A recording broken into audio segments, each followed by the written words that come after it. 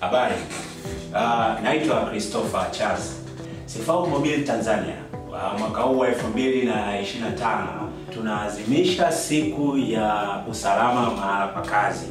Na katika mwaka huu wa 2025 mada yetu kuu ni usalama barabarani.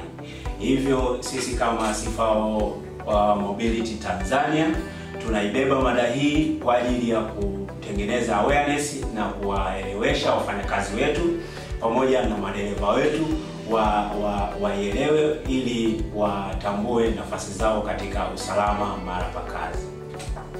Tumetoa elimu kwa wafanyakazi na jamii kwa ujumla. Mfano, tumetembelea shule ya msingi Vingunguti tukishirikiana na vehicle inspector wa polisi kutoka kituo cha polisi Buguruni.